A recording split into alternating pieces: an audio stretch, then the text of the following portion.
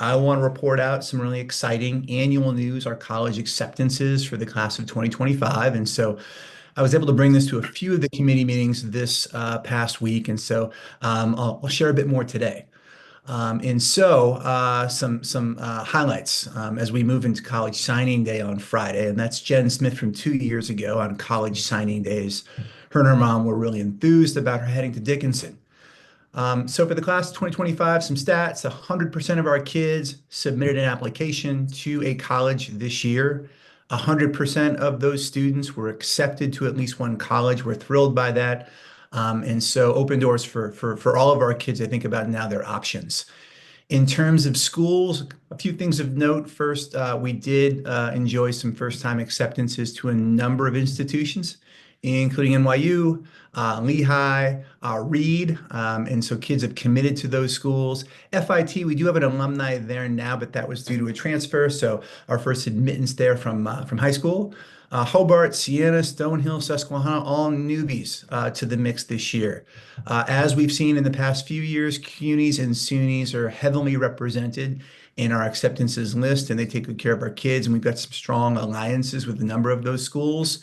In addition, a number of HBCUs are represented on our acceptance list, including Morgan State, Hampton, Xavier, North Carolina A&T, and Delaware State. All of those schools are in the top 10 among HBCUs. And so excited for our kids that consider those universities in the mix. And then I'll just say this, and I said this last year, as we graduate our fifth class, we continue to build some really supportive alumni groups on campuses and strengthen our alliances with a number of these institutions, including Stony Brook and SUNY Oneonta and St. Francis. You may not know this, but Nasiba Hack, who ran and still works with us on a part-time basis, is at Stony Brook full-time. And so really good to have her there and in support of our kids who are there too. So some highlights to celebrate. I would also say on this list, last year we had about 100 schools represented overall. This year we've got 60, and I think that's a good thing, and I'll tell you why. Last year we said, there's just a wide net being cast, and let's make sure that we're being strategic in support of our kids. They apply to schools that have represented our kids well in the past and have a reputation for doing so. And so this past year, the CCR team, did more in providing guidance to kids such that they were applying, especially those schools that have served our kids well in prior years. And so I think it's a more tailored and better fitting list for our kids this year. And so excited by that. I'm going to show you the list here momentarily so you see that. You can quickly scan to see if schools that you are especially fond of are represented. And so you'll see some of the schools I mentioned a moment ago on the list too. And what we get to do on Friday of this week, Friday afternoon, is celebrate college signing day at our high school, where our kids, families, some eighth graders come into our gym. Our kids announce where they're going to school. They offer some thanks and gratitude for people who have been especially helpful to them in this process over high school and beyond. And just a really wonderful and heartfelt event. And so all good things. And I would just say this, in conversations with committees last week, there were some good questions raised. Sal had the question of, hey, so is 100%, what's that really mean? Is that great?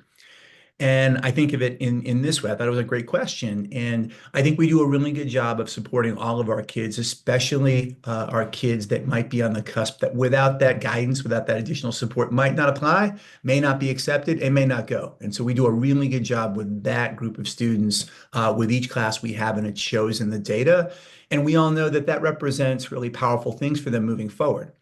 And so just some stats in terms of the data.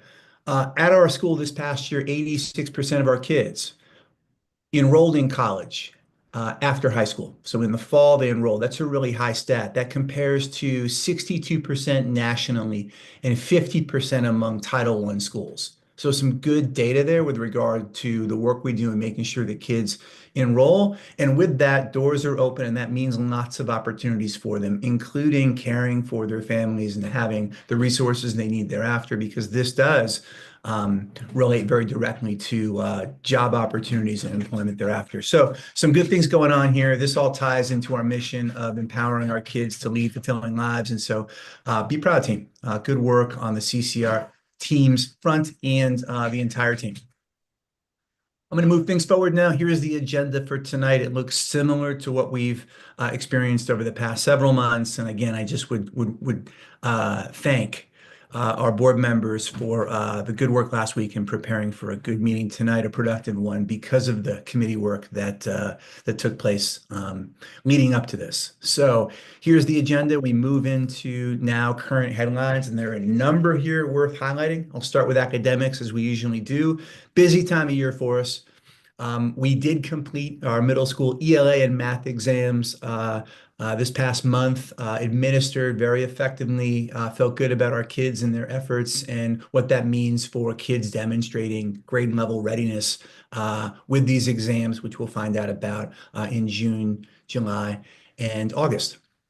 In addition to that, we had eighth graders testing in science that's being administered now. That's happening at our middle school. Roundtable prep is happening in our middle school. Was in a classroom last week. Got to see our history team introducing projects and presentations in that content area in preparation for presentations. So that's happening. That's in June, June 9th, 10th, and 11th. So invites have gone out, and I'll say more about that momentarily.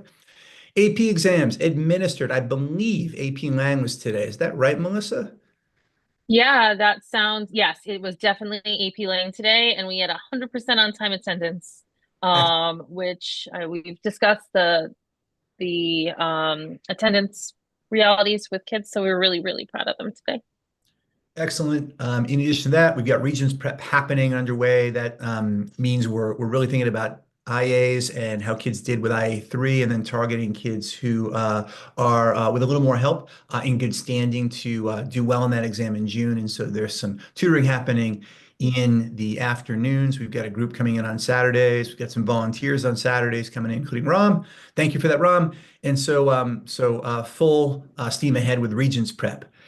We've got college decisions being made. You saw that a moment ago. And then we have alumni graduating from college. And two highlights here. First, you see Donique Pearsall on the right. She graduated from Virginia State this past week. And she sent me a text on Saturday, just a really nice text of thank you. And I wrote back to her and said, I feel like you're just getting started. And she said, you're right. This is just the beginning exclamation point. And so I'm really happy for Danique. I know that at one point in time she wanted to open up a rec center of some kind back here in the city. And so I hope that happens for her. She is a force, so I wouldn't doubt it. In addition to that, Trudy's son Ade, also from the class of 2020, is graduating from SUNY Cortland this weekend. And so Trudy's on her way on campus right now and celebrating that. So happy for her and her family. So that's happening. Lots of good things there as we think about the class of 2020, the class of 2021, and a couple of kids from the class of 2022. Beyond that, on the culture front, lots going on too. We had high school led, student-led conferences in April that followed middle school conferences in March. We had 90% family participation in these student-led conferences. And so I think Grace and team did a really good job of encouraging strong attendance and incentivizing that in some smart ways that got families, kids, and teachers together talking about school. We had Spirit Weeks at both sites. The spring athletic season is in full effect. You see our volleyball team from our middle school featured on the right. College signing day, as I said, happening Friday. In addition to that, we have our arts festival happening at the high school on the 16th. So busy day there. We had Principal Day 2 weeks ago, Teacher Appreciation Week, which was jam-packed last week. And then graduation ceremony planning is underway. So lots of festive things happening at the school this month, moving into June. Finally, org health-wise, also a busy time, kind of behind the hood. You don't always see this stuff happening, but there's a lot going on. We had Jen, our liaison from the State Education Department, visit us on a midterm visit last week. She spent Wednesday at the middle school and Thursday at the high school. Overall, solid visit. And I was pleased with the way in which we represented ourselves as a school. There was a student focus group, teacher focus group, leader focus group. So some good dialogue with Jen and different groups there. One of the things that Jen said at the tail end of her second day visit was, while the school is small by design, she sees that in the way that we're formed. She also appreciates the way in which we really customize for our kids. And kids said that in the focus group. I think we said that a moment ago in thinking about college acceptances and supporting kids even in college. And so she saw that too, and I'm glad she said that. So, but small but mighty is the theme that I think she left with, and that's what we're trying to do. So was pleased she saw that and was appreciative of that. We've got enrollment communication happening with families on the daily in full form with Chris Kalu and other team members. It's been a full team effort this spring, and that continues. We've got a teacher certification initiative being implemented now that's in effect. And so Chris is meeting with a number of teachers to help solidify their certification with the state of New York. We've got a draft budget prepared. We'll share that out tonight, talk about next steps. We've got some personnel shifts being orchestrated, particularly with middle management at both sites. I'm thinking of chair people at the high school and an AP position at the middle school. And so some internal interviews happening and some good things happening there. Renewal agreements with staff completed. Feel good about retention right now. Quite strong, stronger than we've had in recent years. With that, we also do have hiring in high season and some good, exciting people coming into our school there.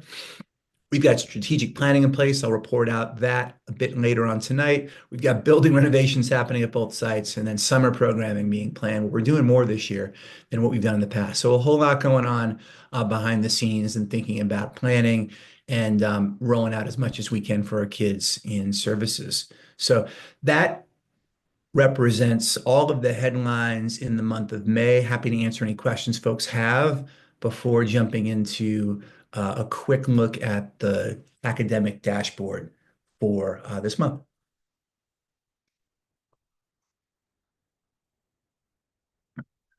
So I think with that, we'll move into the academic dashboard, and not a lot of movement from what was reported out in April to now. Where we're currently meeting have stayed steadfast. Where we're partially meeting or on watch has also remained. And then where we've currently faced some challenges with not meeting our targets, those are still present. I think there's been one change over the past month. Last month, I reported out that fundraising or development-wise, we were on watch. I think at this point in the year, we are not going to meet some of the ambitious targets that we set at the beginning of the year. I think there's been some really good things happening fundraising wise and building the machinery and then raising some funding this year as well as moving into next year. So it's been a solid year, relatively speaking, but we will not meet those metrics that we set back in August.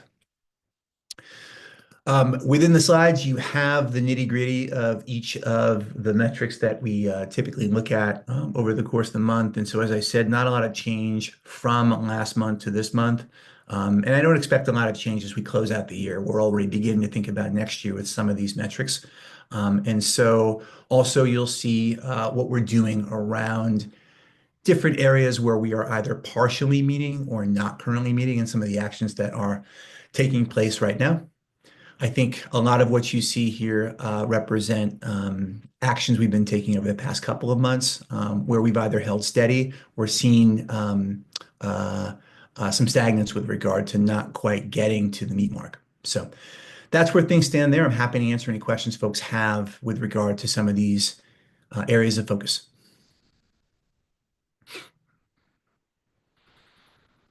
All right, so I think with that, we're going to move into committee report outs for tonight, and we're going to begin with the Student Learning Committee, which met last Thursday afternoon, productive meeting.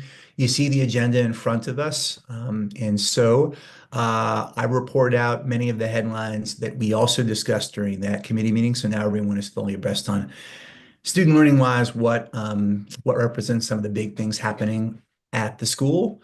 Melissa's going to report out after discussing with the SLC last week, just some headlines and where things are with the Regents exams as we move into the tail end of May and June. Kids are taking those exams in mid-June. Melissa's also going to report out where we are with graduation forecast for the class of 2025. We did this back in December, I believe, and so we want to report out where we think we are now. And then during this meeting on Thursday, talked about strategic planning and focused in on some of the academic um, goals and objectives and benchmarks that we're looking to guide us over the next 3 years. We'll talk about that general plan a little bit later during the governance report out. And so that summarizes what was discussed. So I'm going to hand things over to Melissa now to share out Regents Prep updates as well as graduation updates. Yep. Okay. In the slide deck, there are some detailed by our kind of core four courses that we follow for anybody who wants to refer to it. But here we have my Regents predictions for this year. We've got our pass rate last year, next the pass rate of the state. And then we also have our mock exam data. So the mock exam was given in late March, early April. It was a full end of year exam. So there was content that students had not yet learned on the exam, but it was the time for students to have that dress rehearsal as well as teachers to gather the data that they would use to plan forward to create opportunities for students in a differentiated and needs-based way. So here's what we have last year. You can see that in some subject areas, we are already exceeding where we performed absolutely last year. So those students took the exam quite a few weeks early. They've already exceeded our performance for last year. And then some are lagging quite a bit. Biology and Algebra 1 are both trending up. I'm not sure that we are going to fully meet our goals for this year. Algebra 1 looks like it's right on the border, and we may meet that. Biology is a little harder to tell. It's the first time this exam will have ever been administered. We are comparing to last year's living environment, which is a different structure, a different series of standards. So that one looks like we will exceed our score by quite a bit more than double next year. We may fall just short of goal as we implement a new curriculum, et cetera. We'll see when we see the exact tool and the cut scores that go with that. But we do feel confident we are trending up. Using even the released items from the state, we just are outscoring our cohort from last year by quite a bit. We are also administering the Regents to ELA 9. It's not well reflected here because I'm comparing to last year, but our ninth graders are outscoring our 10th graders on the same exam. By giving that exam now, if students are doing well, we're able to accelerate them to AP seminar next year, research the year after that, and have them well on their way to a capstone diploma by their senior year. So that is one reason, as well as it's just a great opportunity for students to get that initial go and then focus on college ready scores across time. We are looking closely at ELA 10 and Global 2. Our rising principal and assistant principal for teaching and learning, Patty Yuska English, is really leaning into these two classes. Global 2, we had a teacher departure mid-year, and we had someone come in to take that role. We have recently also found a seasoned Regents-facing teacher, not in the Global 2 content, but US history, who's now co-teaching this class. So we're doing some concerted prep there. ELA 10, likewise, will be working very closely with Mrs. English to make sure that we are seeing those scores go up.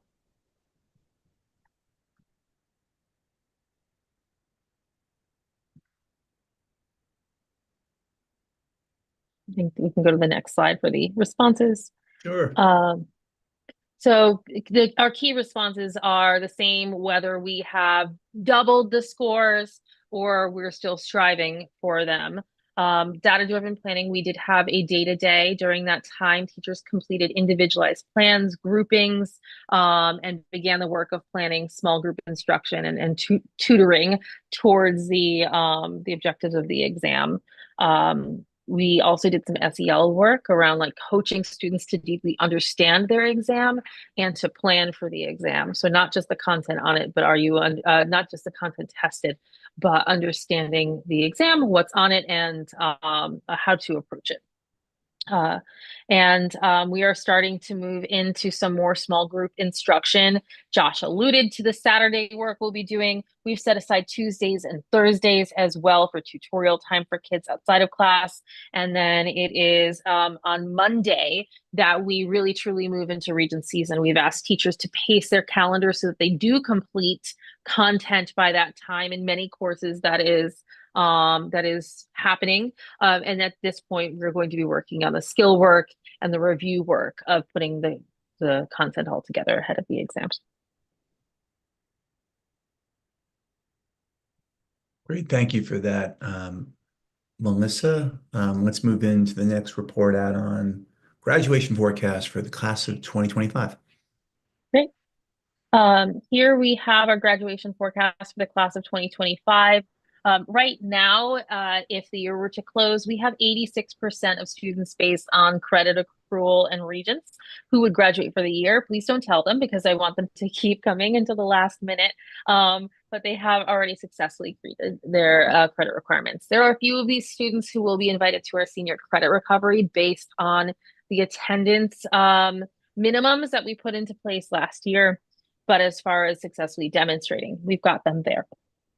We are watching for children, 7% of our class right now, who still need something. That might be a course that they're going to need to take through our senior credit recovery period, or perhaps one regent exam that we are confident that they can meet. For example, I'm thinking of a student who received a 59. She needs at least a 60 to appeal it.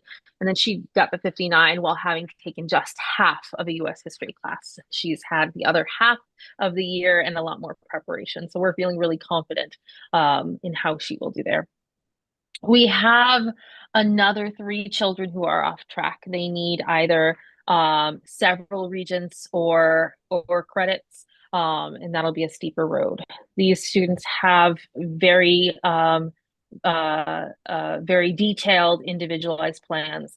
An example is an E&L student who needs at least two regents to pass two regions or get close and pass one. She has daily tutoring with a teacher, and then twice a week in the afternoon to make up for some sessions she missed due to attendance.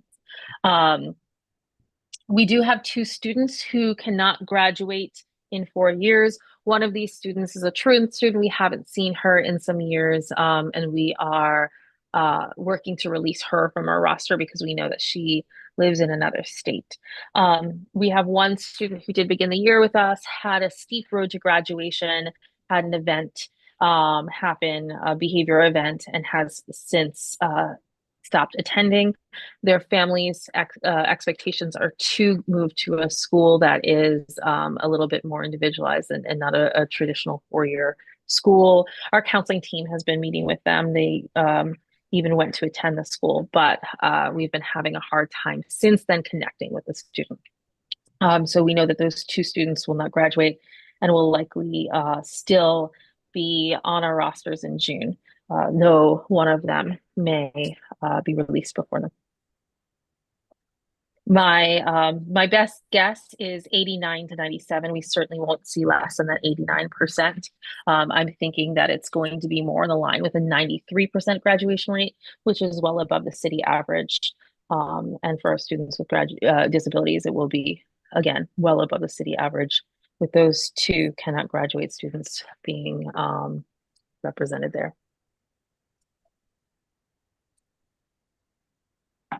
Great. So I think with that, we'll move forward to the next committee report out for tonight, which is the Audit and Finance Committee. We had a busy agenda. Everything's highlighted in green because we're going to hit off on everything here to different degrees. We're going to report out during the approval aspect of the meeting tonight, the employee benefits renewal package that we feel is best. That'll be for approval. I'm going to have just in a moment, Kristen report out where we are in April with financials. with regard to, and then I'll talk a bit about the budget for 25, 26 and where we are. Approval wise, we'll talk about transportation quotes, although I think, Chris, we're going to hold off on that until next month. Is that right? Correct. Voting will happen next month. Cool. And then we'll share out a bit on student recruitment toward the tail end of this meeting tonight, as well as just with regard to facility updates. I'll state that now. I think last month we came to you and said that we have informally decided on a contractor. Haven't signed anything yet, but like the person or group that we will be working with. And so right now, Loci, who is acting on our behalf right now, has been going back and forth with that group to get some pricing on a reduced scope of work for the renovation of the facade, the outside of the building, and the gymnasium. So we, as of this afternoon, may get an update on that reduced scope and the pricing for it. As of tomorrow, we'll wait and see, but that's where things stand facilities wise at 584 Driggs. And then we'll talk And about Josh on that, I saw an email from Loci today. I think as soon as that bid comes in, we need to have a call like the same day cool, and cool. jump on it. Okay, Yep, so I'll yep, let you yep, respond to that. Yeah. yep, yep, thanks.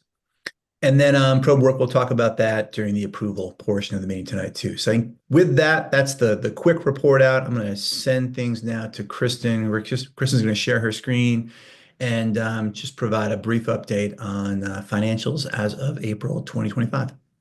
Josh. So for Unity, as of April 2025, we are meeting all of the NICEAD benchmarks. I think I might have mentioned last meeting that we did get confirmation from the authorizers that the right of use entry that is going to reflect in a negative on our P&L will not be considered for the benchmark. So pulling that just accounting entry out, we are meeting all of the NICEAD benchmarks and projected to at year end. And then we are also meeting all of the bond covenants as it relates to cash on hand and our debt service. So we're good there. And then just real quick, kind of where we're projecting for year end. So we are projecting to be in a positive position when we pull out that right of use entry. We're looking at about 300,000 right now. We do still have 2 months of activity to consider, but I think we've been pretty conservative with our assumptions for these remaining months. So I'm anticipating that we'll be in a good spot. And at this point, there isn't any need to discuss a cash loan for the cash on hand calculation either. So we'll look at that closer at the June AFC. But as of right now, we're looking to be in the positive in all aspects for Unity, which is good considering the reduced revenue that we had at the start of the year. Any questions? Okay, thank you. Okay, thank you for that, Kristen. Back to my screen. So in addition to that, I'll report out budget-wise where we are. Those who were on the AFC call on Friday, feel free to chime in with anything more that should be presented to the full board. So for the past 2 months, and Kristen reported this out actually last month, we've been working on a budget that we feel pretty good about in terms of what it reflects and what assumptions are being made. In that budget, we've got an enrollment of 500. We've got staffing increasing budget-wise at 3%. We've got, Kristen, remind me of a couple of other of the kind of like general assumptions of that budget. Yeah, the federal is flat. The per pupils at 4.7% increase. We're still waiting for the final numbers from the city. So we'll know that as we move into June. Contributions, we pulled that back a little bit, about 100,000, but that's in there. Interest income, we're keeping that flat to what's budgeted this year because we are going to exceed that budget pretty significantly this year, and we still think that's attainable for next year. And then on the expenditure side, we're going to talk about our employee benefits renewal later, but that hasn't really had a major impact, which is good on the expenditure side. And yeah, the big thing obviously is salaries and benefits. So moving forward with those assumptions. Now, I think the update from last week is just right now, we are keeping a close eye on enrollment and matriculation for next year. And so thinking specifically about sixth grade and ninth grade, because those were our two big entry points. Ninth grade generally is on par with where we've been in terms of, as of May, how many applications have converted to matriculations come the fall, where kids have and families have signed on and said, we're attending Unity. So I think we're generally on the same pace as we've been in recent years there. In the sixth grade, however, we're a little behind. And so we have fewer applications that have been converted to enrollment for next year than what we had last year, the year before. With that, I'm taking a step back and want to rethink what our assumptions should be right now in a conservative way for our budget. And so we are doing some work right now looking at the budget with a revised forecast of 475 across sites. And so obviously that has some impact on other aspects of the budget. So I'm working with my team in thinking about what that means for programming, what it means for staffing, et cetera. And so I'll be working with the AFC offline to devise this alternative plan. We'll also be keeping a close eye on applications and our work with enrollment communication with families. And I think what's best is late May, early June. I'll schedule a separate call with the AFC to give them a sense of where we are and where I think we're going. And then from there, move forward with an appropriate budget, whether that's based on 500 or 475, and then move forward from there for an approval in June. So, are there any questions there? Or any recommendations with regard to I put forth what I think is our path forward? If folks have other ideas, would love to hear them.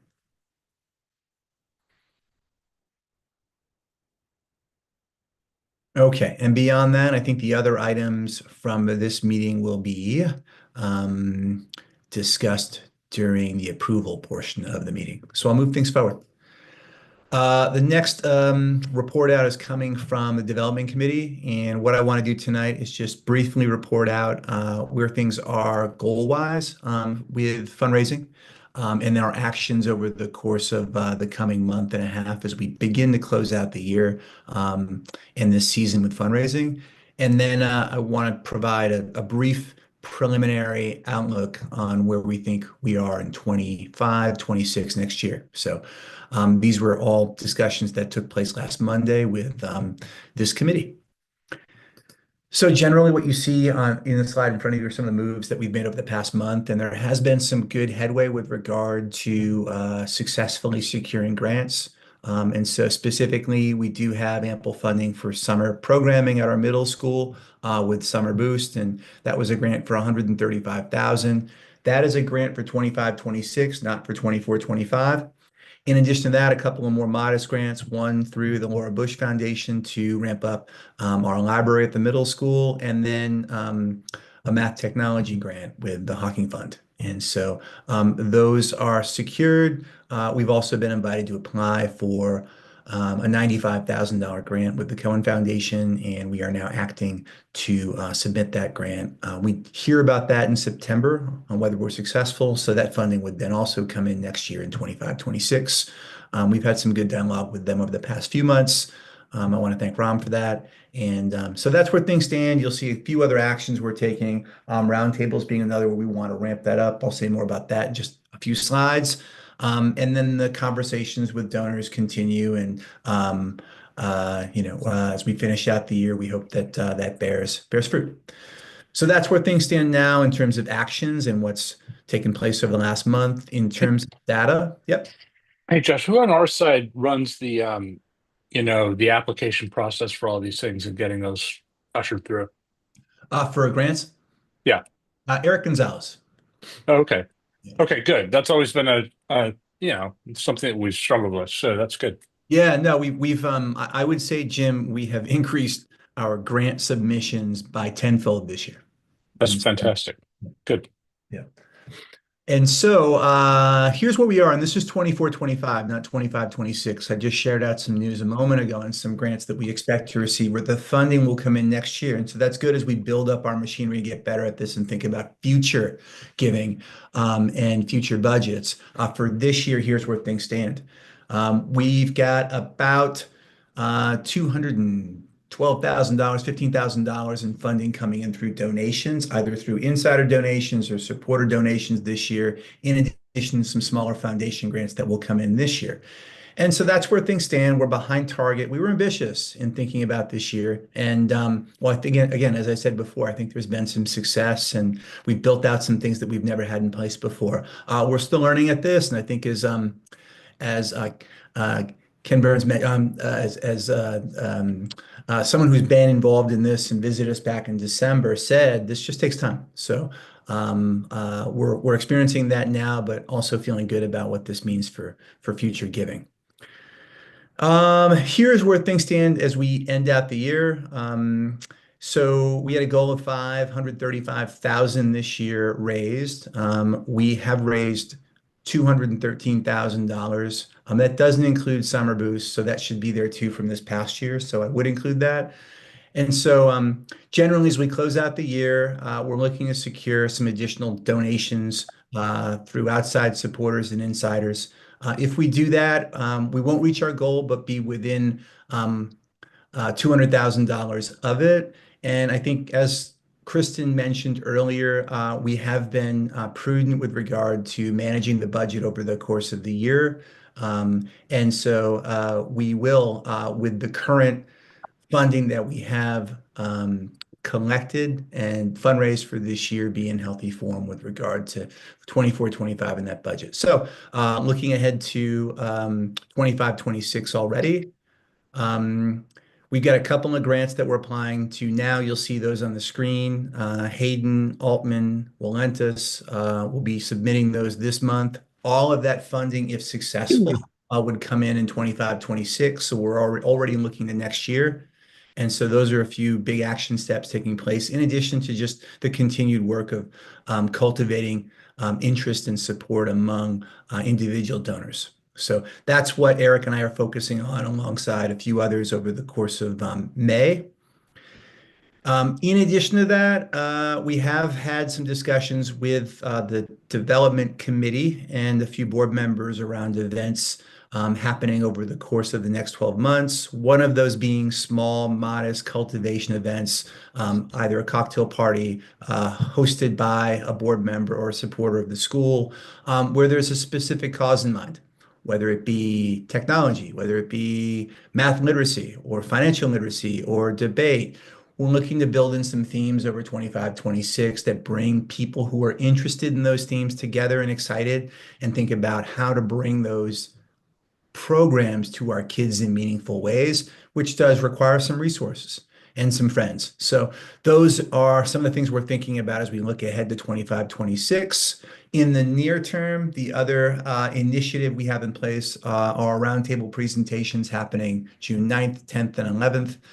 There are a few things that we discussed with the committee last week in making this event special for those coming in to support our kids as they do something really hard and challenging, but also really inspiring in presenting out their reflections on the year and some of the things they've learned and showing that off.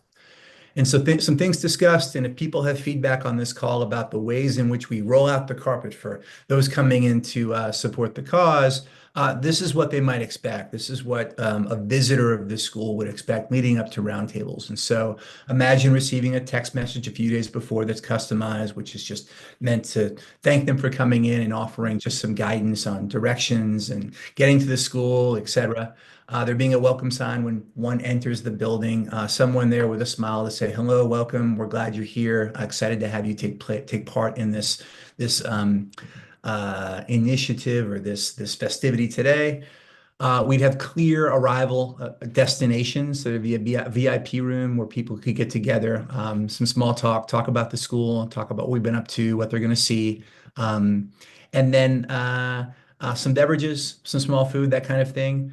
We would have photos after presentations if it's not too weird, if it feels about right.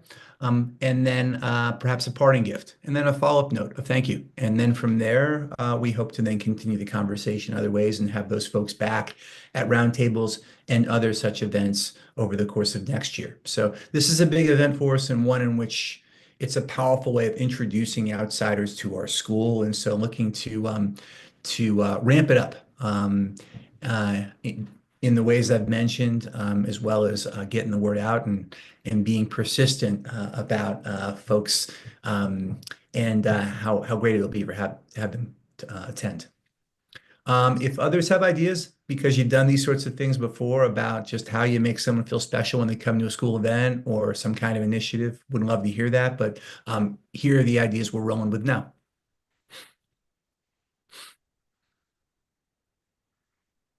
Cool. And so with that, I'll move things forward to some thinking we're also doing about the budget for the coming year and what we feel is a reasonable but ambitious goal for fundraising.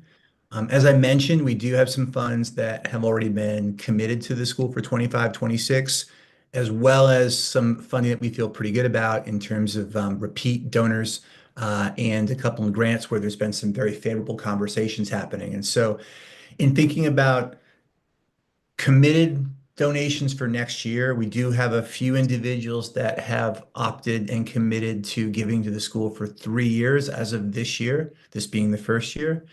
We've got some grants coming in that are guaranteed, such as Summer Boost. We've got some donors who have been with the school for some time and have given the school pretty consistently over the course of the past few years. And so with that, the number that we arrive at as a committee that we feel is, again, reasonable but ambitious is about $450,000. About half of that's been committed or secured already this year. So that would be a step back from our goal this past year, but we do feel as if we're better positioned this year with some of the commitments that have come through, as well as some of the secured grants that we have already in place. And we're going to get better at this. So we feel as if this is the right move. I think what we're looking for as a committee is to set us up for success and see a goal through successfully. And we feel as if this number is about right for that. If others have input or take on that, would love to hear it, or questions.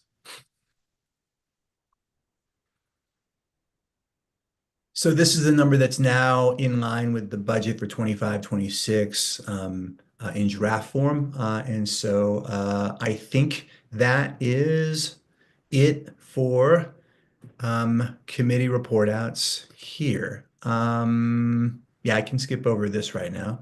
There were a couple of other items out of that committee meeting last week that came up that I don't think we need to bring up as a full board tonight.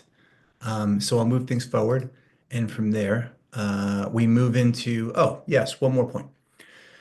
So just a quick report out here. Over the past couple of months, we have, under the guidance of the governance committee, been devising a 3-year strategic plan for the school. This is not something we've done before as a school. We've typically focused in on annual goals. And so this is exciting because it gives us some long-term guidance and the ability to think about with clarity as a full team, governance-wise, leadership-wise, staff-wise, where we want to be in 3 years, and then what we have to do each year to get there. And so this plan represents that and offers both clarity, a sense of accountability for us in joining forces and making these goals come to fruition, as well as, I think, just with that, a higher likelihood of success ultimately. So it's been a good process thus far.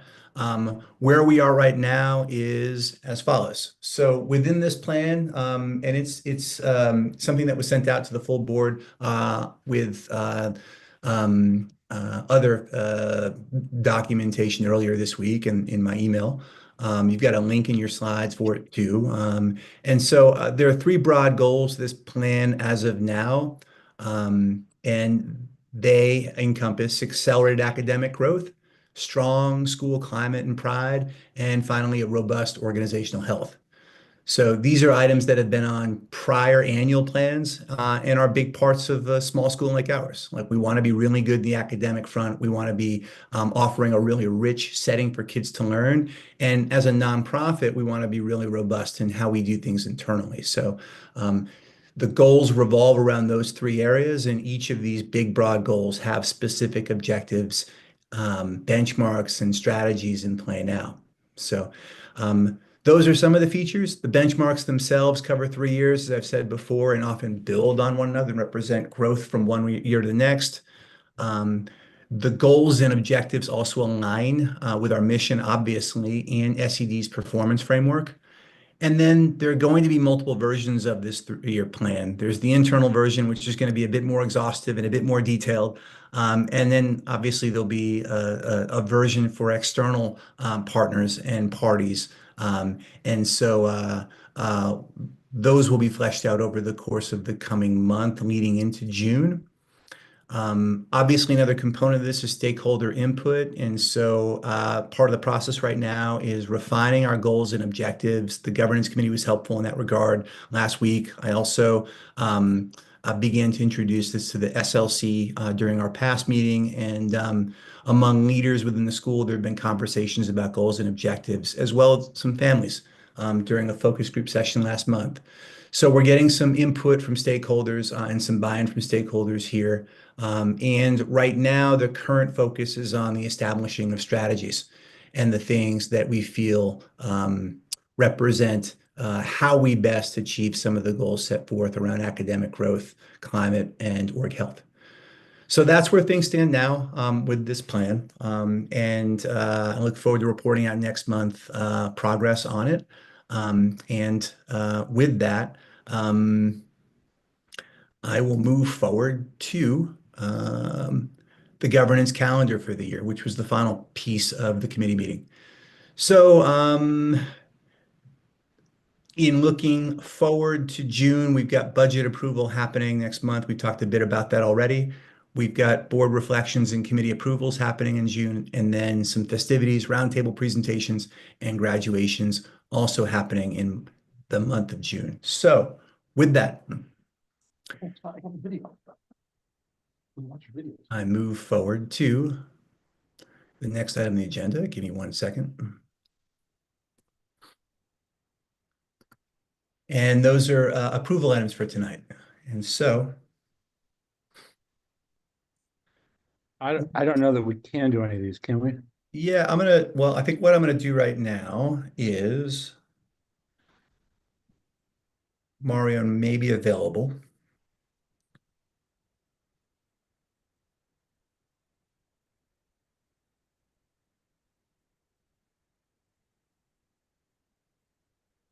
Didn't we already do structural? We haven't had it approved with Okay. this board. We had it approved with FOMB. So I'm going to send a quick note out to Mario, who may be available now to sneak out and take part in the voting for tonight. Well, in any event, are these can all wait till next month, right? Yeah, the first item certainly can. I guess as we're waiting for Marian, I'll just say that so I'm pleased to report out that Misha was approved by SED to join Unity's board. That happened 2 weeks ago, and so she's officially on now. And so we typically recognize that within the agenda formally, and so that's why this is on here. We'll celebrate her in person or next month when she's back in this meeting. But excited to have her formally on. She's been an active partner over the past few months, so it's official. We can certainly approve the board minutes from April next meeting. The probes, generally FOMB did approve that. And so because this is a high school building item, it's most important for that approval to happen there. But we've been doing things in lockstep with Unity's board. So I wanted to have this here too. So maybe not critical. Employee benefits plan. Chris, do you think this is probably an executive session item because we will need to have this approved? Yeah, we definitely need this approved as soon as possible. I don't know if there's a way in which it could be, we approve it like, sign now and approve after the fact, but within compliance. We need to move on employee benefit plans for sure. Jeanette, do you see a path there? We've got three toward quorum tonight. I need one more.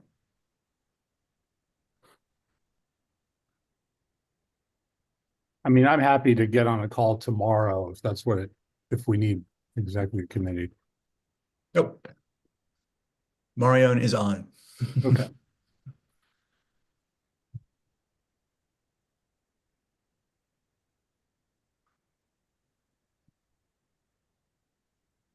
Okay, so do you want to rip through these?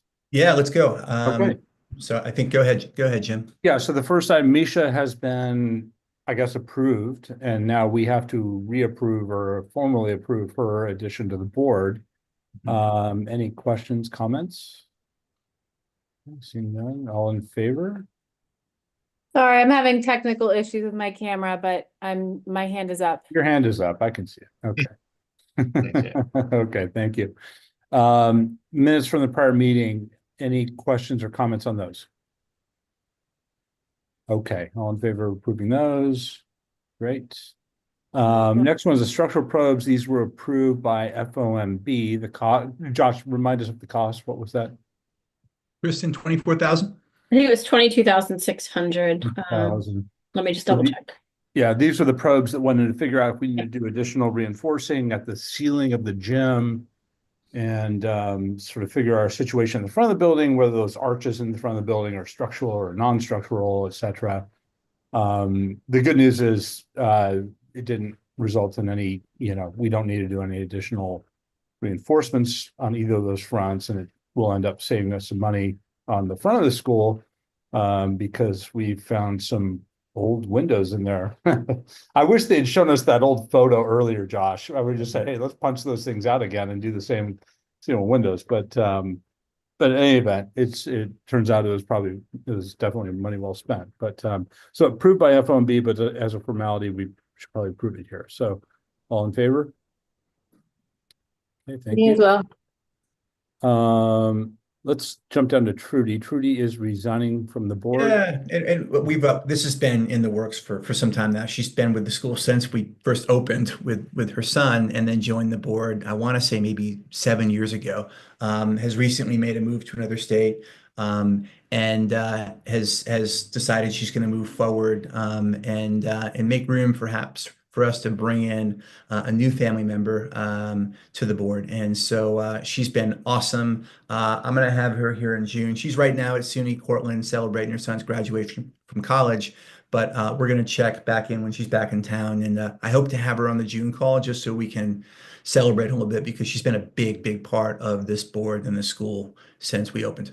Yeah, she wrote a really nice letter, and she's great. So yeah, she'll always be part of the crew. But relocation makes things a little hard. So, okay, so all in favor of approving Trudy's resignation? Okay, thank you. And then the bigger one is, Do we need to approve a resignation? I don't know. People are free to resign, right? Yeah. Yeah, I think it's more about maybe acknowledging it here and not the approval of it. Yeah.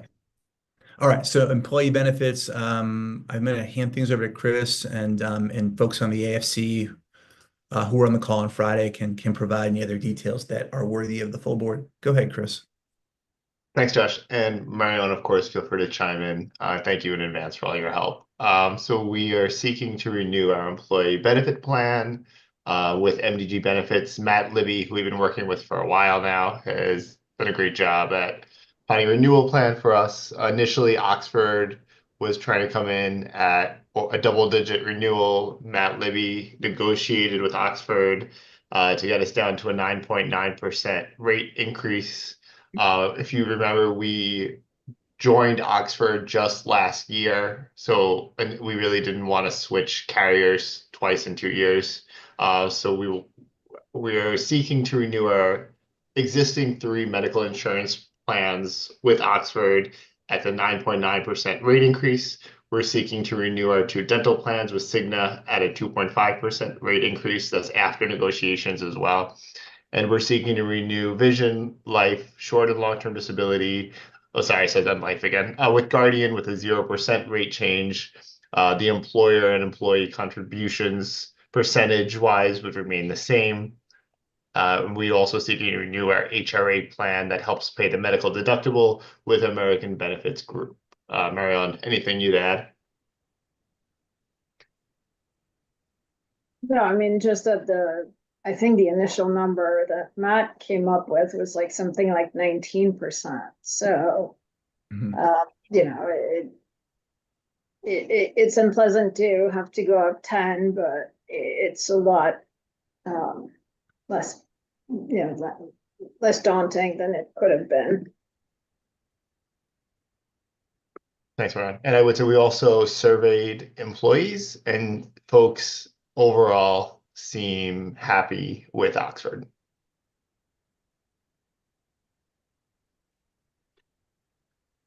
I'm in the wrong business.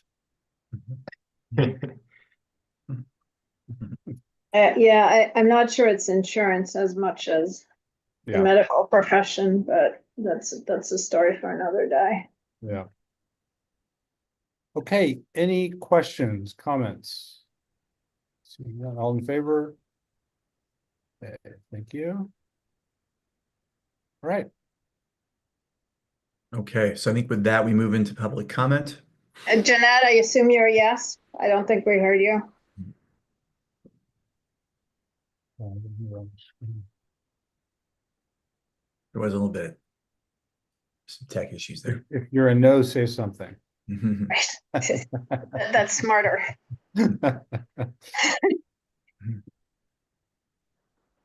Okay, so I think she was there on Friday too, so she knows well about what we discussed and what's here and was in agreement. So we move forward with public comment now, and I think members of the public are not present this evening, other than tuning in perhaps after the fact.